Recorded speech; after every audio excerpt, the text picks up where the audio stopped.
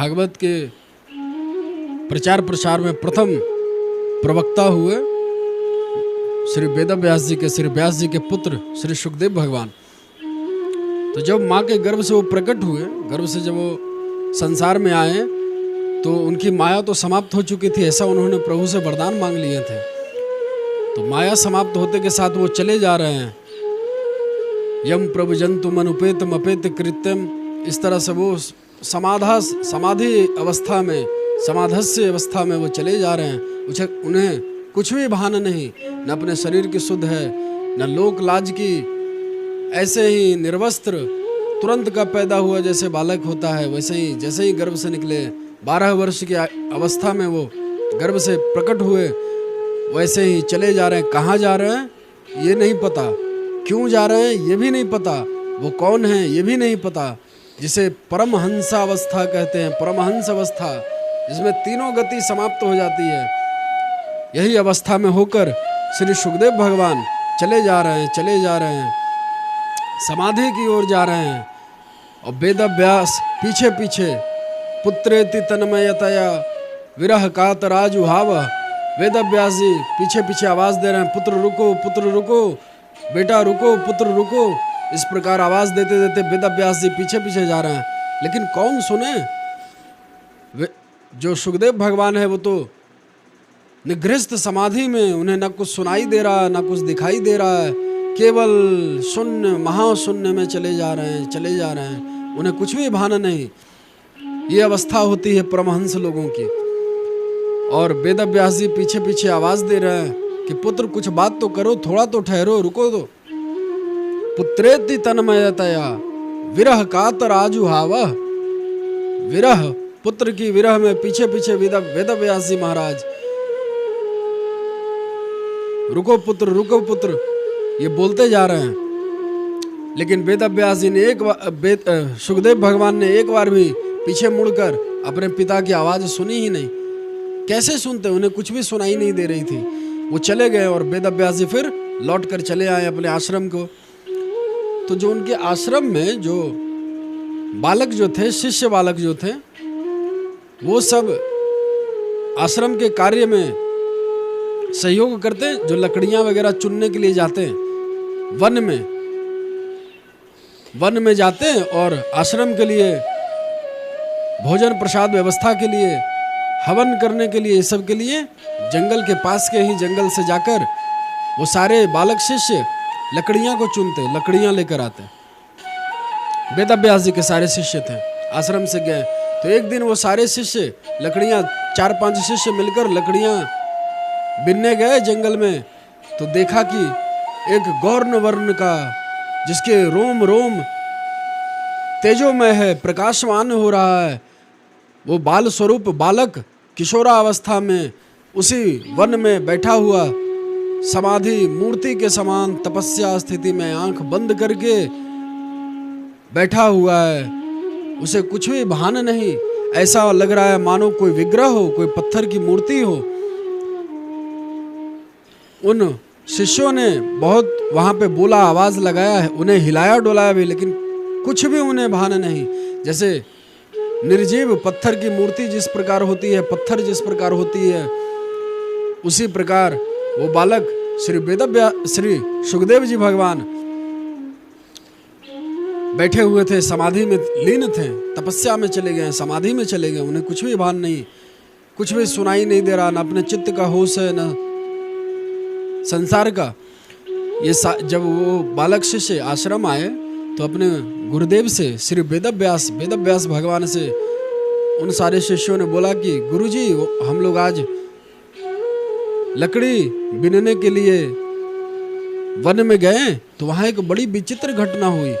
वहाँ एक नवयुवक, एक किशोर अवस्था बालक, पत्थर की सी मूर्ति जैसे बैठे हुए समाधि में लीन है। वो वेदव्यास जी भगवान नारायण के अवतार हैं, वो तुरंत समझ गए कि ये मेरा ही पुत्र सुखदेव है। और तब तक वेदव्यास भगवान ने पहले ही श्रीमद् भागवत महापुराण की रचना कर लिए थे वेदव्यास भगवान। तो वेदव्यास भगवान समझ गए कि वो जो सुखदेव है वो ऐसे लौटने वाला तो है नहीं, ऐसे तो आश्रम आएगा नहीं, मेरे पास आएगा नहीं। सामाजिक कार्यों में ऐसे लगेगा नहीं, केवल उसकी चित्त बुद्धि केवल समाधि में ही है, तो मैंने जो भागवत महापुराण की रचना की है, क्यों ना इसका उसे आस्वादन करवाया जाए। इतने मधुर 18,000 श्लोक की रचना श्री वेदव्यास जी महाराज ने किए।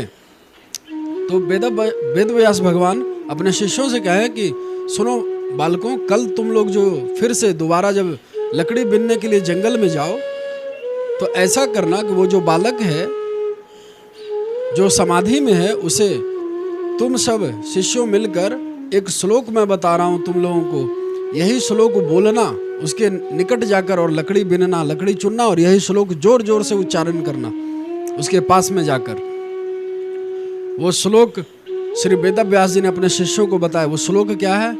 वरहा पीड़म नटवर वपुः करनयो कर्णिकारम विभृदवास कनक कपिसं वैजयन्तीं च मालां रन्ध्रानवेनो रधरद सुधया पूरयन् गोपवृन्दैर्वृन्दारण्यं स्वपदरमणं प्रावशद गीत कीर्ति। यह श्लोक श्री वेदव्यास भगवान ने अपने शिष्यों को सुनाए और बोले कि यही श्लोक का उच्चारण जाकर तुम लोग जब लकड़ी को बीनना, लकड़ी चुनना, तो जोर जोर से ये श्लोक को बोलना तुम लोग बालकों।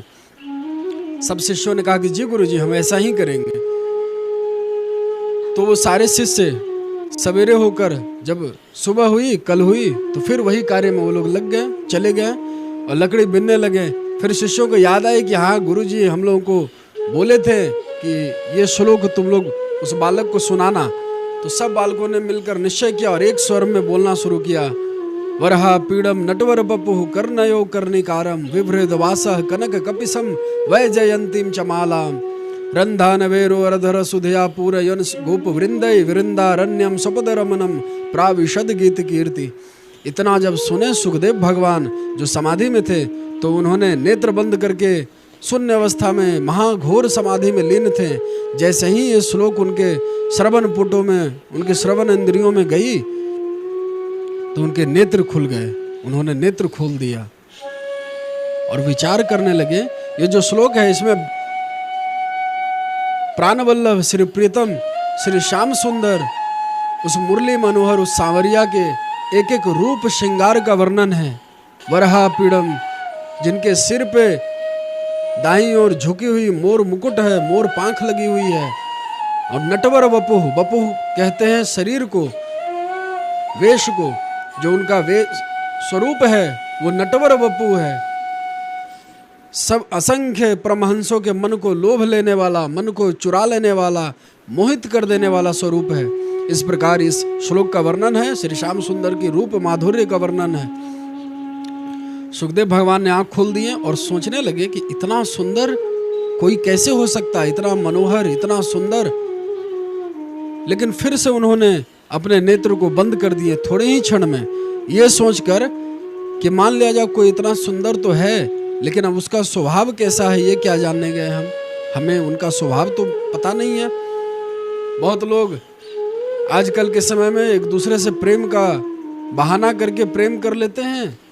उसके वेशभूषा को देखकर, उसके स्वरूप को देखकर, उसके सौंदर्य को देखकर, लेकिन उसके स्वभाव को नहीं जानने के कारण वो फिर धोखा खाते हैं, फिर अपने जीवन में परेशान होते हैं और दूसरे को दोष लगाते हैं और किस्मत को दोष लगाते हैं। ये बिल्कुल गलत है।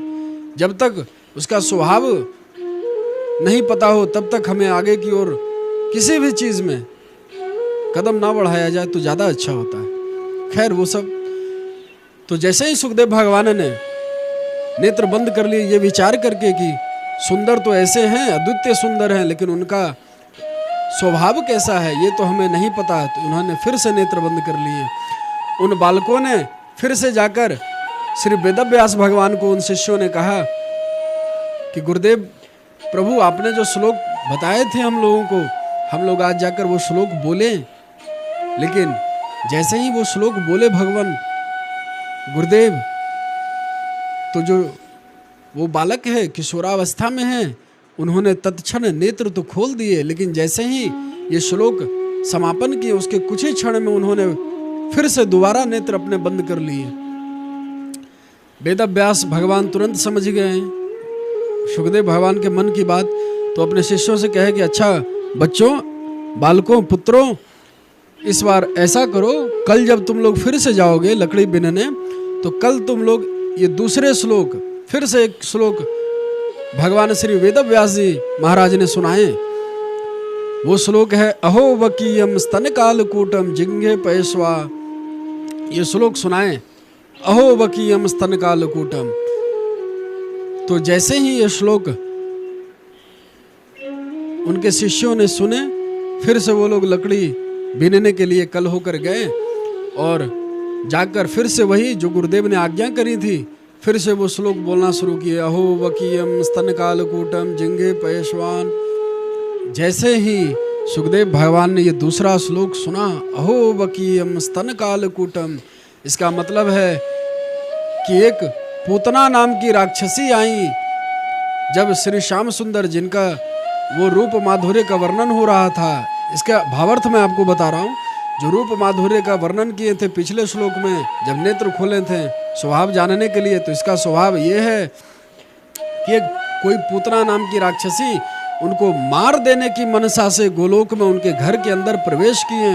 छोटी सी अवस्था, छोटे से बालक नंद कुमार, यशोदानंदन, नंदनंदन, प्रभु श्री कृष्ण, प्रभु श्री श्याम सुंदर, जब किशोरावस्था, तुरंत के नवजात शिशु थे, तो पूतना नाम की राक्षसी उनको मारने के मनसा से उनके घर के अंदर प्रवेश की। लेकिन